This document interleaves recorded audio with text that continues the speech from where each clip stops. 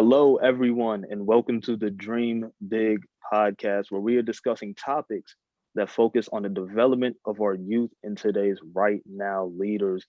I'm your host for today's episode, Jalen Thomas, a high school senior and four-year scholar with the Leap to College Foundation.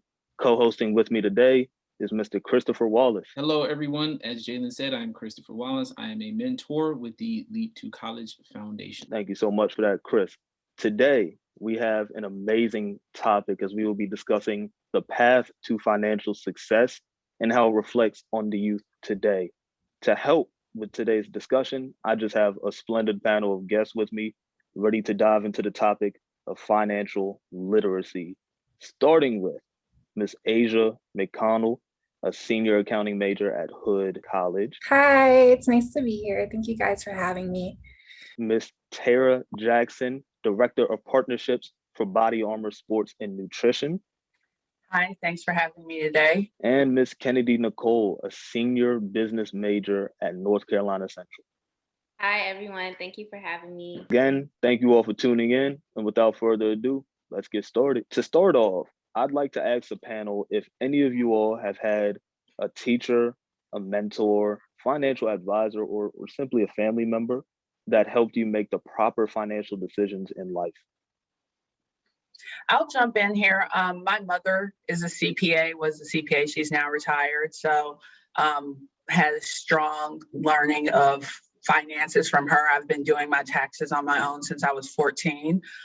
So she taught us how to manage our finances straight off and made us stick to it. And even beyond that, I have an aunt and uncle who I'm very close to, and they had 14 kids together, and only my uncle worked. So it takes a lot of financial know-how to run a household of 14 kids off one salary. Wow. That's amazing.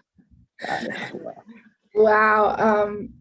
No, I did not have what Tara had at all. Like besides just the typical, save your money, from my mom and my aunt, it wasn't really like any guided financial learning. And so I kind of missed out. And honestly, I took my first finance course when I was in high school, and that's pretty much when I started learning about finances. And by then it's kind of too late. So yeah.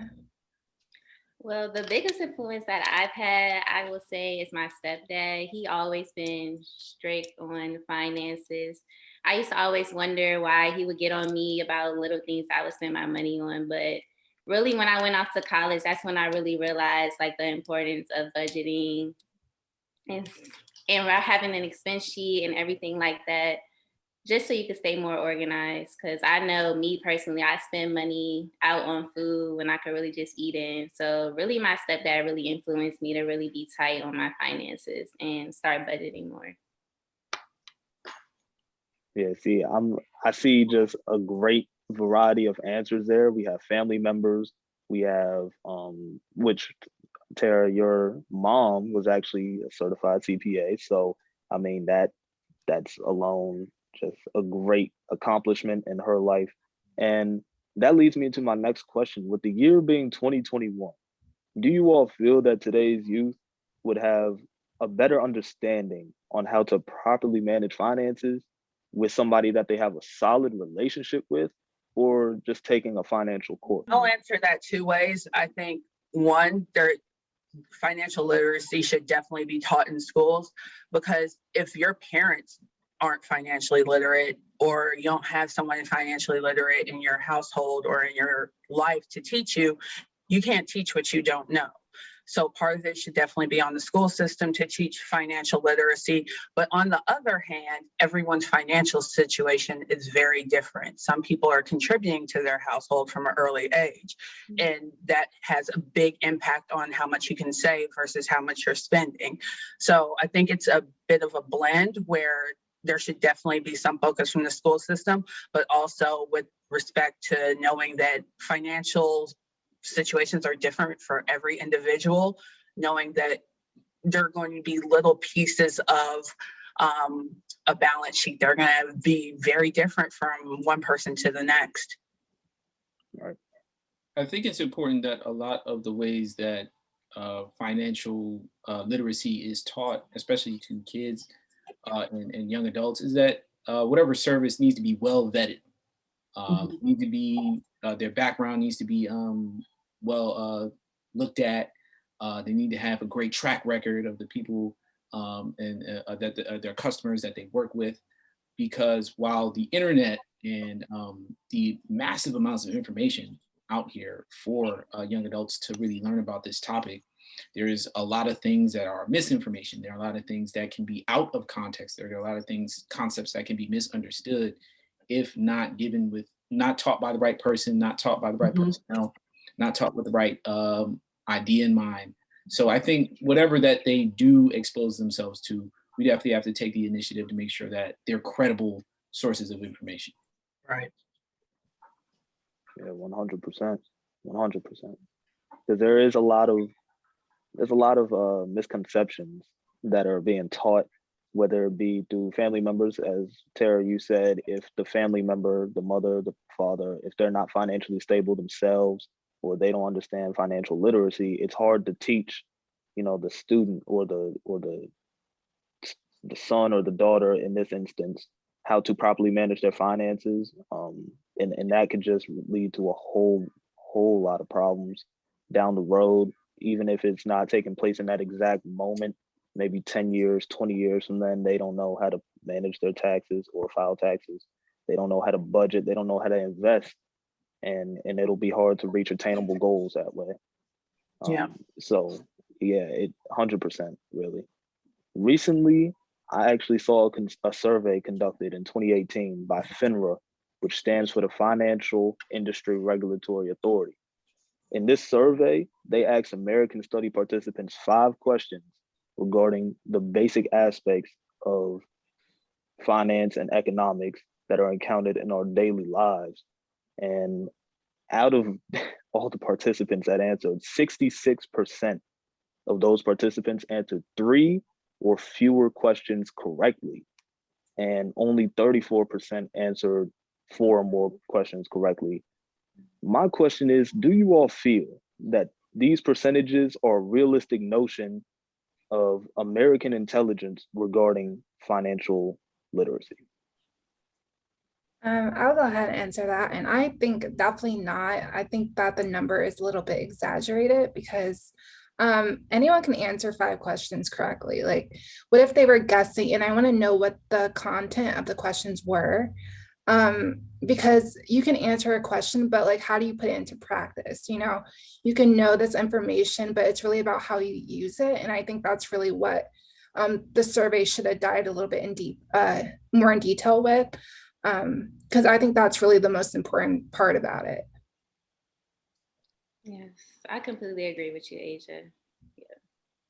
Yeah, I think it can go both ways, right? Because to some extent, I do think that the financial system can be very confusing if you are asking people who sit outside of it, who sit in communities that don't have banking systems, who rely on payday lenders, and don't really have a lot of financial literacy in their communities. But on the other hand, there are also aspects of the financial system that people don't have day-to-day access to, but also that they don't use in their day-to-day. A lot of people aren't investing in the stock market. They just have a 401k through their employer. So if they're asking them questions about stock market investing, that's not something that they're encountering on their day-to-day in their everyday lives because it's not within their financial wheelhouse. Yeah, I think it really depends on the type of life that you're experiencing. Again, if you live in rural America, if you live in Nebraska, you have a much different life than somebody who lives on Wall Street. It is, it's 2 sides to one coin, really. But especially in today's world, like, not everybody is on the same page about a lot of stuff concerning finance. Some people operate differently than others. Some people invest much differently. Some people understand money a different way than a certified CPA might. Nonetheless, great question, great answers, really. And that leads to my next question. Considering that the COVID-19 pandemic has affected just so many people globally, what do you think the pandemic will teach people when it comes to properly saving money in case something were to happen down in the future? So the rule of thumb is you're supposed to have 6 months of emergency savings, 6 months of your rent, Yep. 6 months of all the bills that you pay, 6 months for food, water, gas, whatever your 6 months expenses are. I think if anything, the pandemic has taught us 6 months might not be enough because we're over a year into this, and there are people who lost their jobs as soon as the pandemic started and still haven't recovered in a job, and employment insurance only lasts so long without congressional extension. So I think if anything, it's taught us that, hey, we might need to double that 6 month rule because it might not be enough at the end of the day. Yeah. Well, the pandemic definitely taught me a lot with my finances. Even though I did have like the rule of thumb rule, I've had 6 months of rent saved up and all of that. But it definitely taught me like how to invest my money too. I don't know if you guys know about the foreign exchange market, but it's definitely made me want to invest my money into the foreign exchange market and just try another source of income, which has been great. And which is another way to financial freedom as well. So it definitely taught me a lot with my finances and the importance of investing.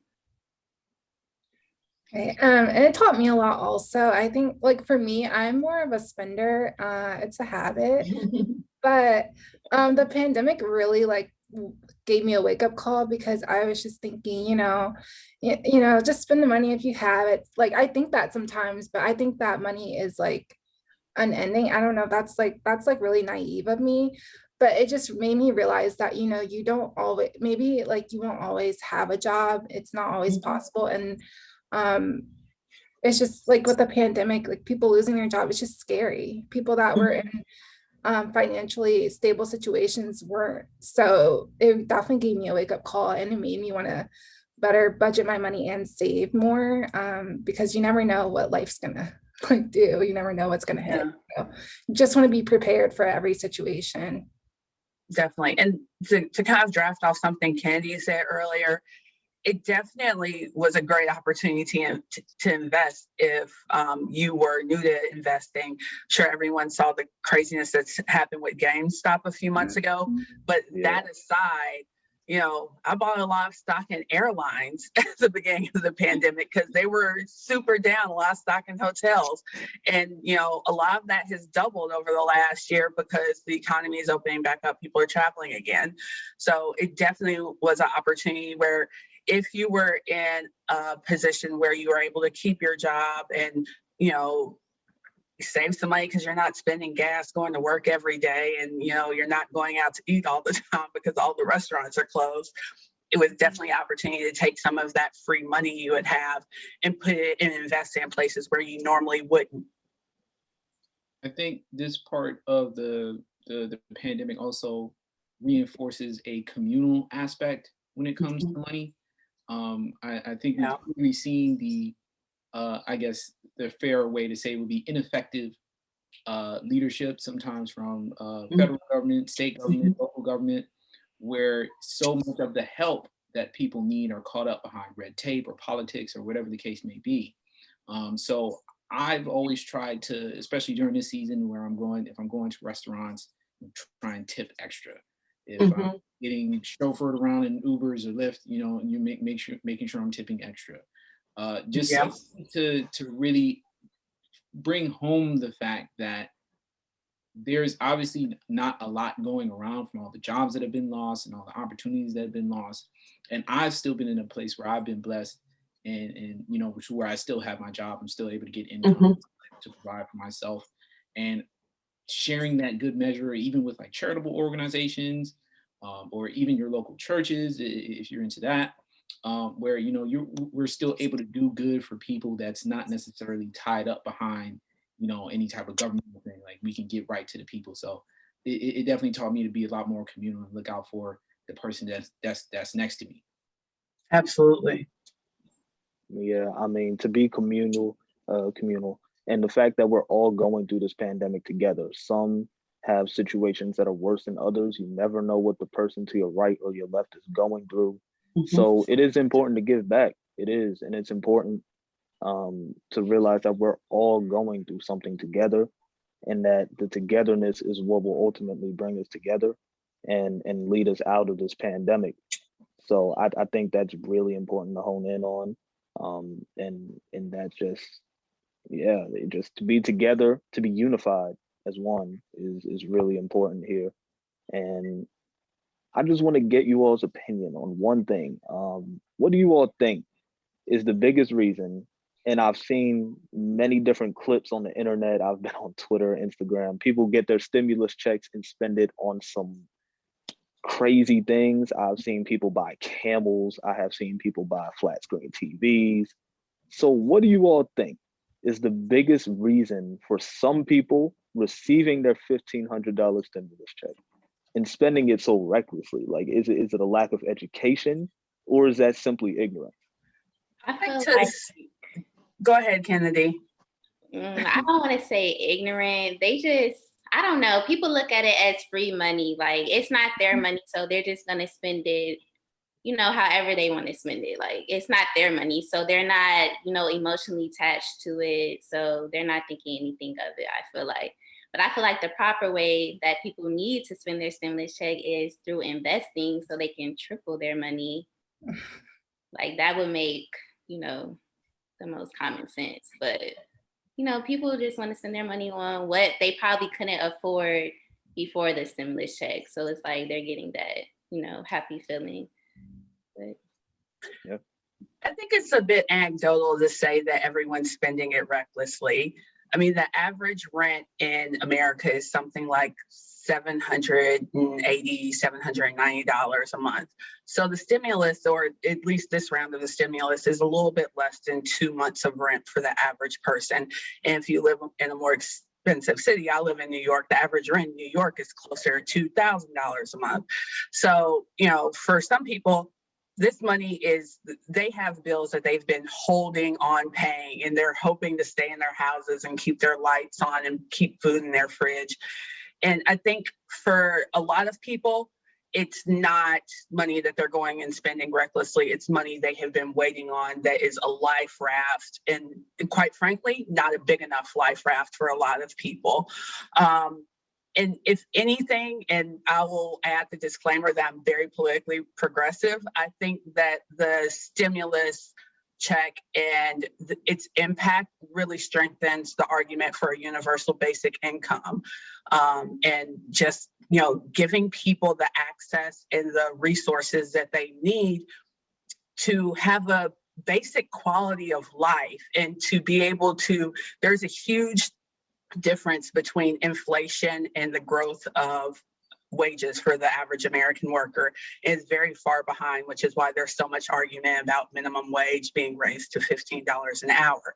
It's because it needs to be raised to $15 an hour. So I think we're a bit behind the ball in terms of creating an economic system that works for everyone and not just for those who make a good amount of money.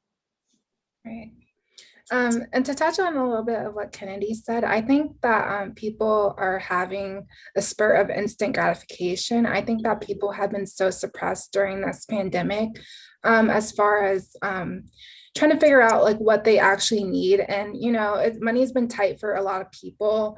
And so they haven't been able to have as much fun with their money as they probably did before. And so these stimulus checks to them allow them to have that fun, be a little bit reckless.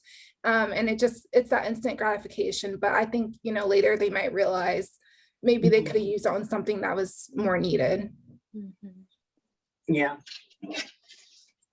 Yeah, and see, that is what I don't really want to happen. I don't want there to be a sense of regret after you receive the stimulus and you spend it on things that in the moment you just needed. I put quotes around that word. In that case, that's more lust than anything else. It's as soon as you get the money, you just feel so happy and you want to go spend it on something. And then the cycle continues really. And again, it isn't everybody, as Tara stated, it isn't everybody. A lot of people have been spending their stimulus checks on very important things that they need, food, water, the lights, rent. The stimulus has helped some people, However, it is absolutely mind-boggling the amount of people that I've seen spend their stimulus and just spend it on so many things that are unrelated to the quality of life, really. And I feel like that is completely unnecessary. Mhm. Okay. So, as a soon to be high school graduate, and I graduate in 1 month, woo, um, yeah, I look, Congrats. thank you, thank you.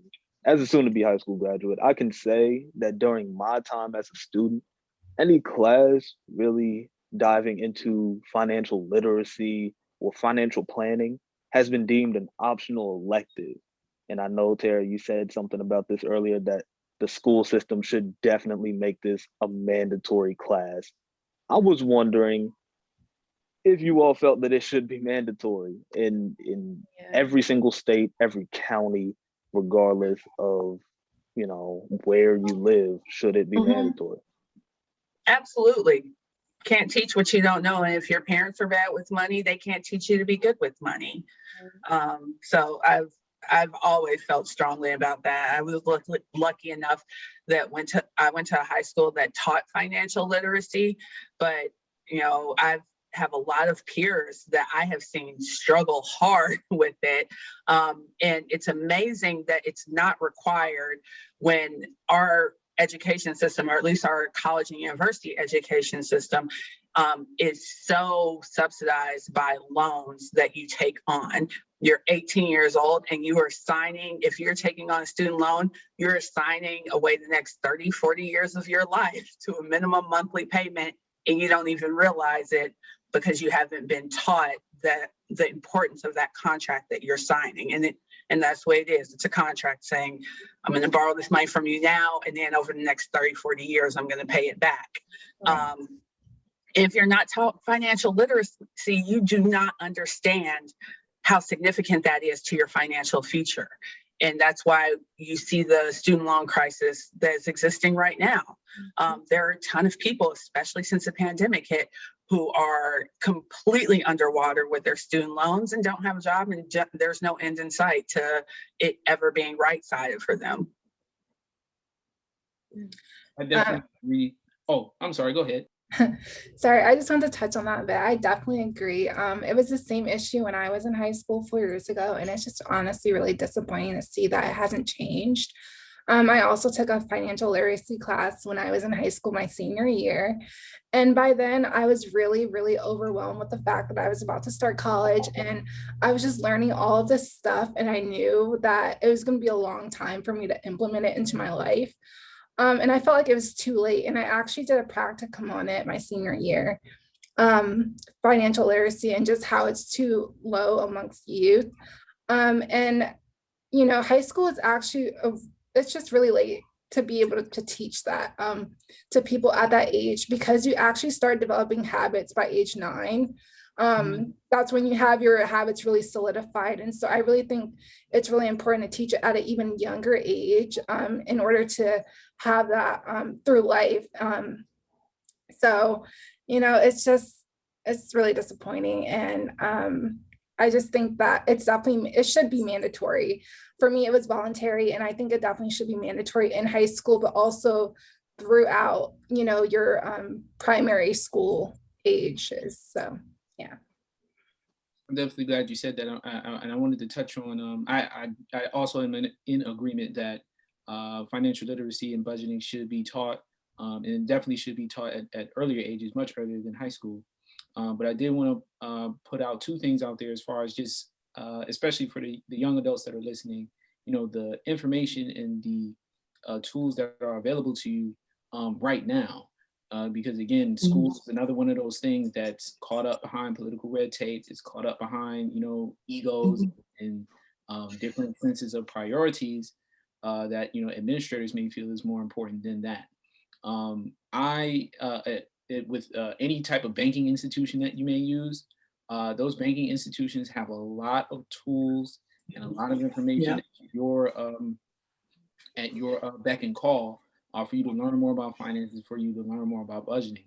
I was able to start when I first got my job. and opened up my Charles Schwab account, they actually send out seasonal magazines. They send out seasonal newsletters that are just chock full of information about things that I didn't even know you could do with money. With and not just starting 401ks and investing, but how to give tax gifts, how to set up a will, how to things are a long way off for me, Lord willing, but these things are available. You can also go to your local library. You can learn about tax law if you're interested in that.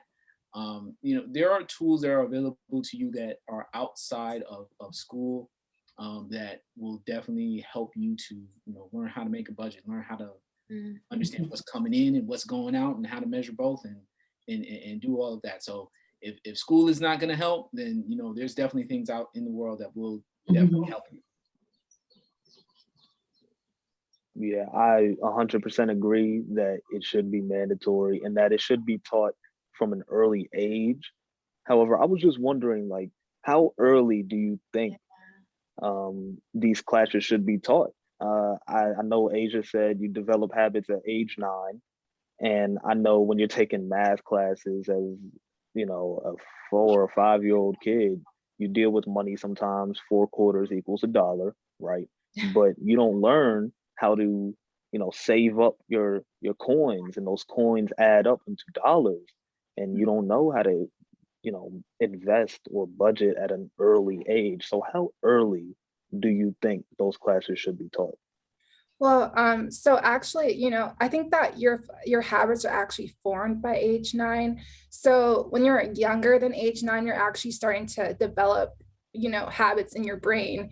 So, but they're pretty much formed by age 9. So it's just that I think like even 3 and 4, honestly, because at 3 and 4, you're telling kids, I know it sounds crazy, but listen.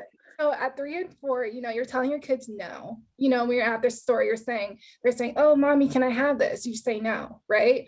And so you're teaching kids, they just can't have something, but like, how do you teach them how to get it?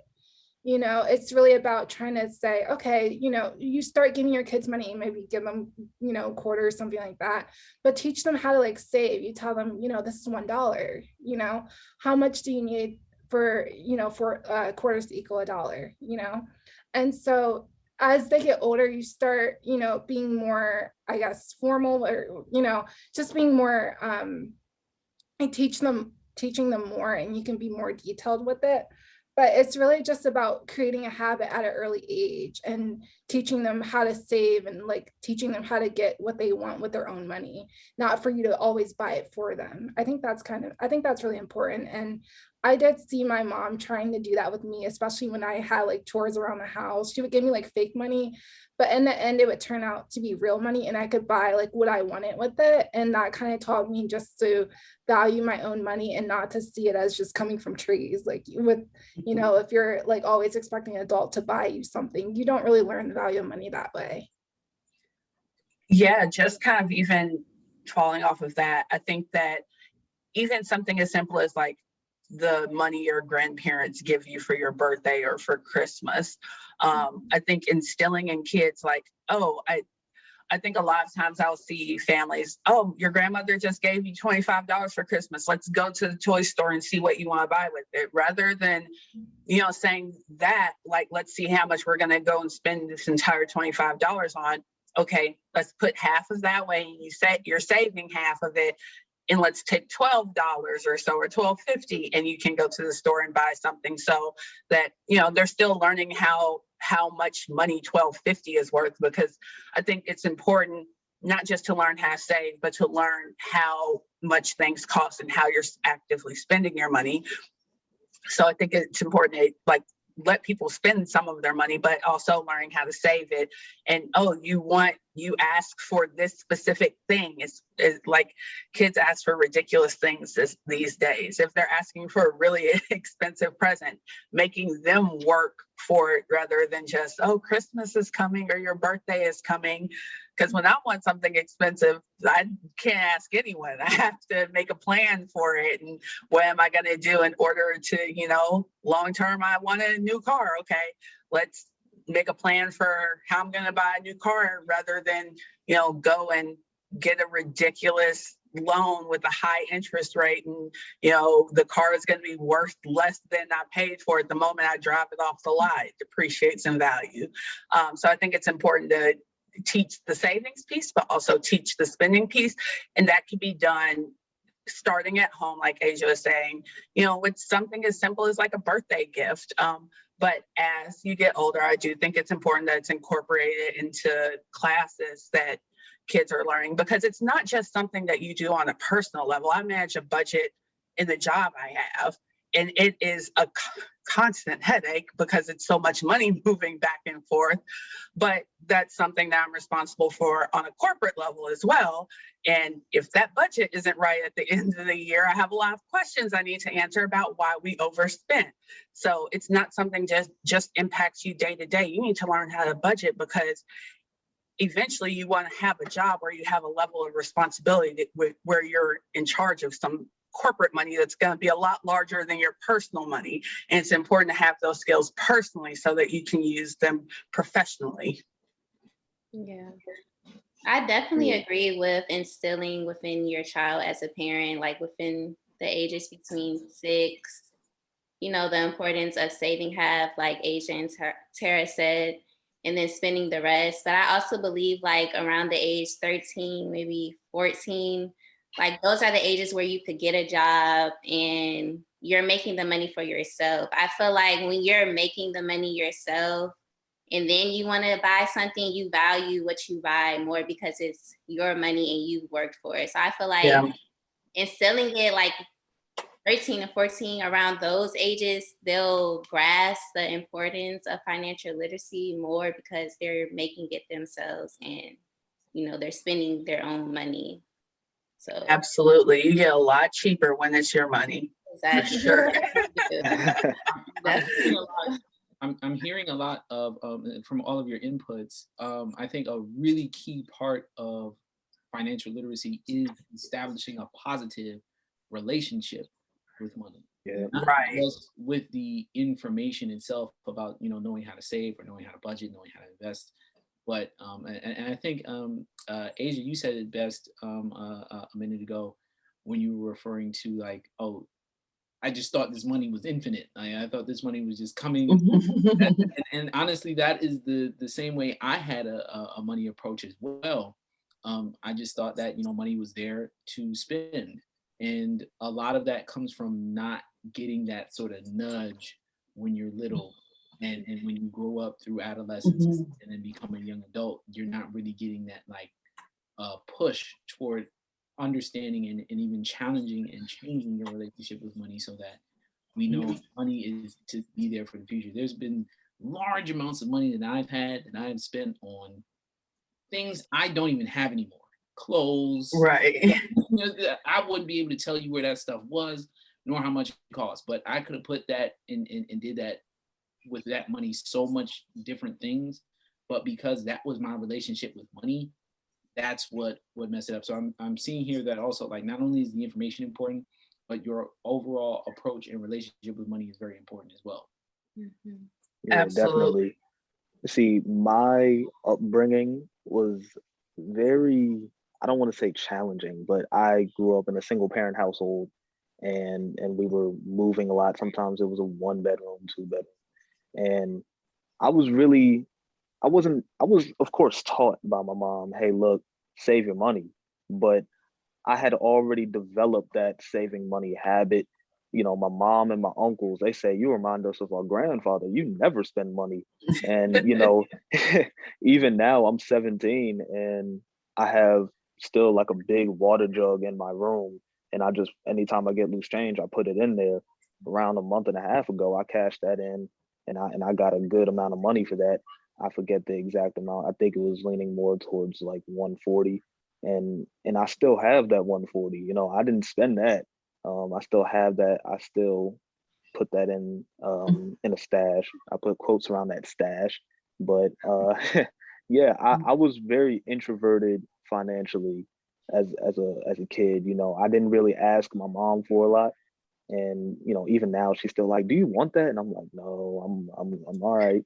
And it's because of my upbringing, it's because of who I am, in which case everybody is different. but to learn how to save, to learn how to spend is very important. If you want some cereal at the store, Cinnamon Toast Crunch is $4, but you could get some Golden Grams or maybe a lower type of cereal for like $2. And there's not a big difference between them. Maybe that's just how I was raised. I But think you make a good point. Like, not only the saving piece, but what is worthy of your money. I'm more of a, like, I don't eat out a lot unless I'm traveling.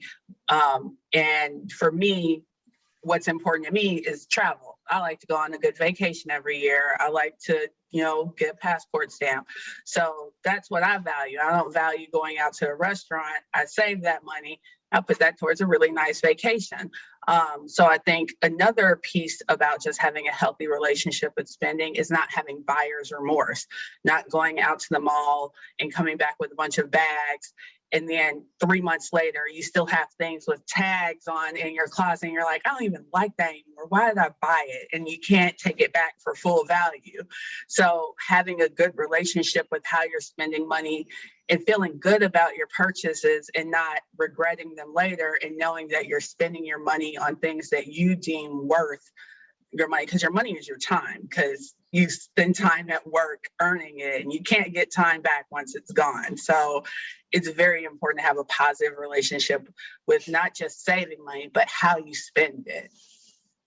And everyone, really quickly, for especially for those listening in, watching, can everyone share what their favorite or most critical like budgeting tip is, so that that there's something that they can work from and put into practice?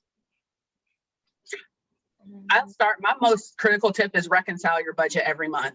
And I learned this from doing it at work, because my finance team requires me to do it every month. At the end of every month, I have to tell them how much we've spent, how much we have left for the year, and what we plan to spend next month. And I do that in my personal life too. At the end of every month, I pull all my bank statements, all my credit card statements, and I look at how much I spent and where all my money is going. That way, you can get in front of a bad habit before it forms. If you see that you went to Starbucks 10 times and spent $8 every time you went in that month, what could you have done with that $80 instead of 10 trips to Starbucks at $8 a month? So my biggest tip is get in front of that early, reconcile your budget every month, and also have a separate spending account from the account you pay your bills. Pay yourself for your spending and do not touch your bill money ever. yeah, I definitely agree with that. Make sure you follow your own trend of how much you spend and how you spend it. Again, if you realize that you're going to a specific store X amount of times, what can you do to lower that, as Tara said, and looking over it monthly. Now, I might not I don't have a credit card right now. However, I know in the future I That's might, good. When they but start sending you credit card applications at 18, just throw them away, put them in the paper shredder, leave them alone until you're 25 and have a little bit more responsibility. Right. But even now, I might not be, paying like bills for my own house or whatnot, but I still look over how much I have, what I've been spending it on. And I still realize within myself, hey, look, what can I do to lower how much money I'm spending on food? Because I am a guy who likes to order food a lot. I don't eat out a lot. Sometimes I just order food. It's such a bad habit, really. And sometimes it's even when I might have, something in the fridge, but I'm just like, nah, I wanna have some sushi today, or, and that's just me. So yeah, I definitely still look over my budget. I look at my account. I look at the trend of what I've been spending, and I reconcile with that. Yeah. So, So one thing that I do, I definitely, when I get paid, I actually make like more than half of my paycheck go to my savings. Because I'm the type of person, if I see it on my checking, I'm probably gonna want to do something with it. So at least when it's in my savings, I can somewhat ignore it, and it helps me save better. So that's what I do. Right. And that's very good, really. I feel like that's something that you should be proud of, really, in the grand scheme of things, because Yeah. when you see that monetary value in checking, it does make you want to go out and spend it, because you're like, hey, look, Yeah. I mean, it's in checking. I can do what I want with this money. Yeah. And once you see it in savings, you see that pile, that total pile up, and you're like, wow, I feel really Yeah. proud of how much money I have in my savings. And yeah, I think that is great. And Now, oh no, go ahead. I was going to say, you make a really good point in that you're paying yourself first. I think that a lot of us get caught up in paying our bills and paying this and paying that. It's important that you pay yourself, and you're not paying yourself for now, you're paying your future self when you move that money to your savings. And that's a really good habit to establish. Yeah, I 100%. definitely agree with you, Asia. I definitely do the same thing. But I also write out all my expenses for the month. And then I write out the money that I have coming in. So right now, I don't have a job. I trade. So I just make sure I add up all my expenses, then I divide it by the number of days in the month. And then that's the amount of money that I really need to make daily, like minimum. But of course, I can make over that. So I just make sure I always hit my daily goal. And like you said, I move the amount of my expenses over to my savings just so I know that's set, like I'm good. And then I could just, spend the rest. That's a good tip for managing your money when you're self-employed, what you just said, because, I'm speaking as somebody who has like an office job and goes every day, but there are a lot of people who are self-employed right now. And you make a really good point there. It's like, hey, these are what my expenses are.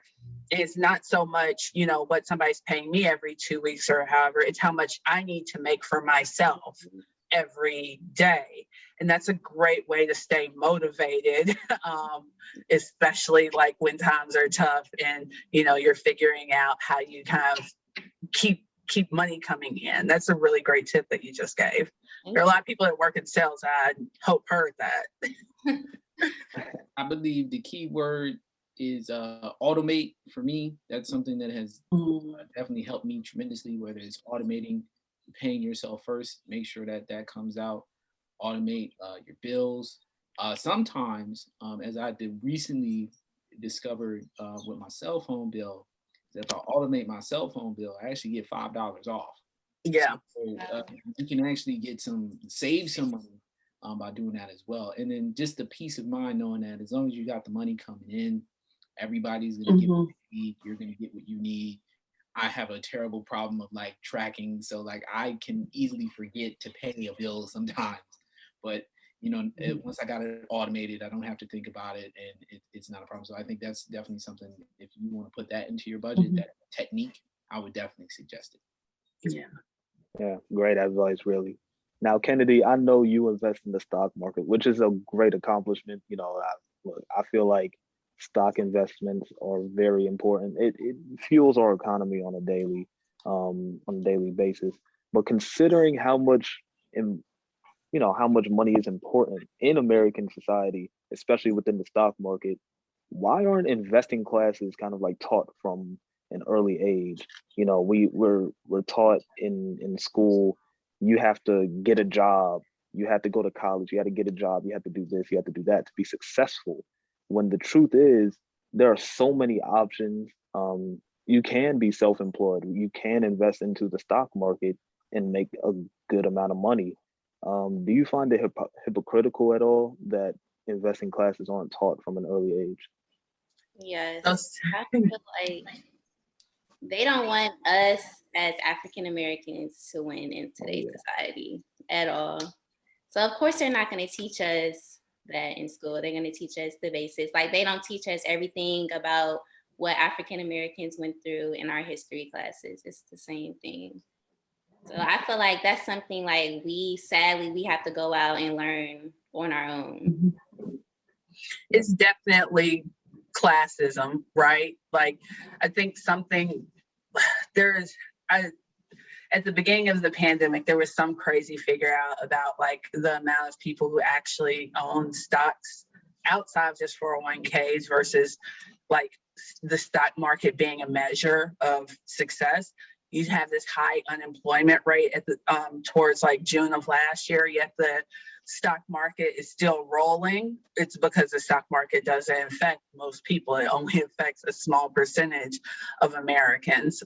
So it's not a measure of economic success in a real way, but it's definitely something people don't understand, and it's because access. If you have access to building wealth, but where your money works for you rather than you working hard, it messes up the whole system in place. But that's like another tangent I could go on. I'd say not just like buying stock in terms of investing, but pushing the companies that you work for to invest in you. I think there are different levels of investing. There's investing money, but there's also investing in yourself. And there are definitely ways that you can take advantage of that from a professional point of view. For instance, if your company does tuition reimbursement, go work at a company that's going to pay for some of your school back. Because I think looking at investing at this grand stock market thing can be it can be overwhelming, and it can make people feel like they don't have access to it because it's not designed for them to have access to, right? But there are other ways that you can invest in yourself, and you can do that through having your company pay for your tuition. You can do that by educating yourself, like just kind of being self-taught in things. If you go work for a startup, which I recommend, sorry, dogs are going to bark in a second. If you go work for a startup, which I recommend that everyone do at some point, ask for equity. Don't just take a paycheck, take a piece of the company that you're working for. That way, their financial success is your financial success. If you go work for a bigger corporation, ask for stock options. So there are ways where you can make your day-to-day life, where the 8 hours you're spending in an office, they're paying you on a paycheck, but they're also paying you in the future because you're being invested in. Sorry, I'm gonna go on mute.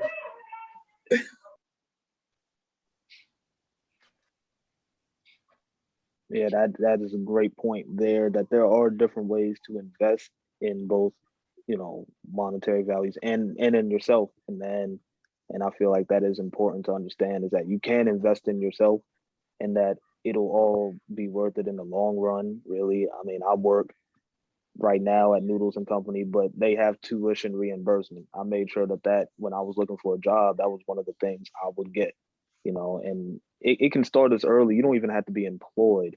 You can be looking for a job, but filter jobs that fit what you're looking for in the long run. If you're looking for a job that can help pay with tuition, filter that out. And you can find some things out there for you that will make it worth it. 2 quick points about investing, again, for those listening and watching. If you got this far, thank you so much. But just 2 quick points really about investing. The first rule is to start. You actually lose by time. You lose out on a lot of return on investment if you wait even something like 5 or 10 years to really get going. So learn as much as you can, inform yourself as much as you can, but the name of the game is definitely start. And it doesn't matter how much money you have. You got $5, $10, $50, $100, whatever it is. You can invest that and definitely just start. And the next point is definitely pay down debt. At least as it relates to the stock market growth annually can average about 6 to 8%. But if you have high credit card debt, or if you have high student loans, or just a car note or anything like that, those percentages for the money that you have to pay are actually going to go up a lot more than that. Some credit card APRs are like what, 20-25% maybe. So any growth that you experience while investing, is going to be snatched up by that debt. So definitely start as soon as you can. And if you're dealing with any debt, you want to pay that off, as fast as you're able to. And that way you really get to reap the benefits of, whatever you're investing in, whether that is yourself and learning new skills, whether that's investing money and trying to get compound interest, and everything like that. Definitely want to stick to those 2 points for sure. Start and pay off your debt. That's a great point, Chris. Yeah. A lot of people throwing money into Robinhood with high credit card bills. You need to pay those credit cards off first. Don't do that. Yeah, look, the debt, man, that is a serious thing right there. Look, debt in the long run can ruin your credit score, which will make it harder to buy homes, rent out an apartment. It'll be hard in the long run, which leads to my next question, really. How can a young adult like myself, really build a strong credit score and maintain a great credit score? I mean, there are a couple of ways that you can get a good credit score pretty early. If your parents have a good credit score, they can add you as an authorized user on their credit card, and then that raises your credit score. But that's not a thing that everyone's comfortable doing. But I'd say, like, the hardest thing in terms of building credit is having credit, because you can't build credit without having credit. So the most important thing is just paying everything on time from the start, whether that's your cell phone bill, whether that's your utility bill, your rent. Paying things on time is the most important. Even if you're just paying the minimum, it's most important to pay it on time and meet the minimum requirement so it stays in good standing. That said, try to pay off the principal, because if you're just paying the minimum, you're just paying interest and finance charges, and that money is just going down the drain. It's not really doing anything for you in the long run. So get things paid off. That really helps build your credit. And then if you don't have a credit history, you can get something like a secured credit card where you put the money down, and like that's your credit limit. And that helps you build credit where you don't have a credit history. But that said, just pay things off, and just pay your bills on time and credit will come to you. It just takes time, because a large part of establishing your credit history is establishing your credit history. So it takes time to build that history. Yeah, and I'll add to that. I actually do have a credit card, but I was kind of like that person that was kind of like conned into getting one. And I didn't know all the repercussions of it, but I've had it for about, I want to say 3 years now. So it's pretty, I learned a lot just from having Credit Karma. Honestly, they do give a lot of great tips, and I've actually established a really stable, good credit score just from having my credit card. And I do always, like when I do spend, it's always reasonable. So it's always something I purchased with my own money, and I do go back and just pay it off. And it really does help build your credit over time. But yeah, so I don't really recommend getting a credit card until you actually know what that means, but Right. It is actually really good for building credit. Right. Well, I feel like we've given just, you all have chipped in so much and given our listeners and viewers just so much information. I do want to ask if you all have any type of lasting advice that you would give to listeners and viewers watching this episode. Well, to make sure you're budgeting your money properly so you know where your money is going. And it's really important to stay organized too with your finances. And like they said, make sure if you do want to build credit, you can get a credit card. Just make sure you're paying it off and you're not spending money that you cannot afford to spend. Yeah. I mean, the basics of credit is you should have more coming in than you, or just finances, period, is you should have more coming in than you have going out. So you just need to regularly look at how much you have coming in and how much you have going out, and make sure the number going out is smaller than the number coming in. If you do that, you have a good basis, just like the very basic of it. And once you get the basics down, then you can really start building your savings and your investments and your credit. Yeah, 100%. That is just very important to understand, is that you need to have a specific amount of money coming in if you're going to spend a specific amount of money, outward. If you have, let's say, it's basic math. If you have 5 apples, right, but you want to eat 7 apples, you're short 2 apples, right? So that's just important to understand from an early age, which goes back to the budgeting classes, which should be implemented early. And I thank you all for that advice. Does anybody else have any further questions or comments before we wrap up this episode? I think it's also really important to think long term. I always kind of think of finances as like candy and like vegetables. I know it sounds kind of weird, but you want to choose the option that's going to like help you long term in the future.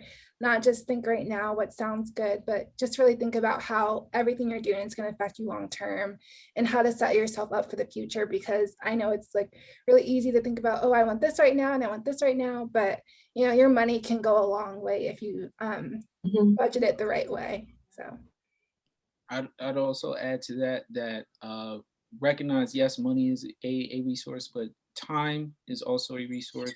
Yes. Or your network, your family, your friends, your colleagues, other people that you study with, or whatever the case may be. Those people are resources. Everything, just because it's not money doesn't mean it's not valuable or is something that can help you get to the next level. And when it comes to financial freedom, and when it comes to be able to take care of yourself and take care of your family, just visualize what that looks like to you, whatever picture that pops up in your mind. And because you visualize it, not to sound corny or anything, but because you visualized it, it is real. It is possible. I think that's one of the biggest issues, especially within our community, is that we can't really visualize coming to a certain place financially because of maybe what our families went through, or what our neighborhoods went through. But it's possible for each and every one of us to get to that point. And yeah, so you can do it. You can do it. Yeah, definitely. I mean, considering, again, I grew up in a single parent household, I kind of made a promise to myself from an early age. Hey, look, I want to make sure I have a life that's best for me, my mom, my children, my wife in the future. I want to make sure that we are as financially stable as possible. And, steps like that, a goal like that, man, it starts early, really. And I feel like as soon as you make that own, that self promise, you got to do everything that you can to reach that goal, because those goals are attainable. You just really have to, you gotta know what you're doing, and you have to stay dedicated to it. Yeah. And just one last thing on that. It's important to have goals, but it's also important to put down your path on how you're going to get there, right? So, as you're writing down your goals and visualizing what you want for your future, what are the steps that you need to take to get there? I have always been very big on planning. I had a 5-year plan, a 10-year plan, a 15-year plan, endless plans. And while sometimes you fall short on your plans, the good thing is that you have a plan and you know what you're aiming for. So if you fall short, you're still within the acceptable range of what you want for yourself. So, get your plan on paper, get your goal on paper, but more importantly, get your plan on paper to support that goal. Yeah. Well, I think that'll be it. Thank you, everybody, for coming. We at the Leap to College Foundation sincerely appreciate Ms. Asia McConnell, Tara Jackson, and Kennedy Nicole, as well as Christopher Wallace, for taking the time out of your days to provide your insight and perception on financial literacy. To all of our viewers and listeners, be on the lookout for future episodes on the Dream Big podcast. on YouTube, Spotify, Apple Podcasts, and wherever you get your podcast. If you want to find out more information regarding the Leap to College Foundation, make sure to leave a review and check out our website at www.leap2collegefoundation.org and follow our social media accounts. Our Instagram is Leap to College Foundation, INC. Our Twitter, L2C Foundation, and our Facebook, Leap to College Foundation. This is your host, Jalen Thomas, signing off. Have an amazing rest of your day and stay safe, everyone. Thank you. Yeah.